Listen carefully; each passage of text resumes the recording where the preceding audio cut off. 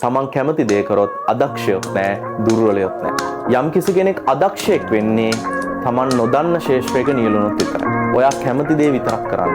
මේ ලෝකේ අදක්ෂ ඒ වගේම දුර්වල මිනිස්සු කියලා જાතියක් නැහැ. යම් කිසි පුද්ගලයෙක් දුර්වල වෙන්නේ එයා කරන කාර්ය උනන්දුවෙන් උත්සාහයෙන් කරන්නේ නැත්නම් විතරයි. යම් කිසි කෙනෙක් අදක්ෂයෙක් වෙන්නේ තමන් නොදන්න ශේෂ්ත්‍රයක නියැලුණොත් විතරයි.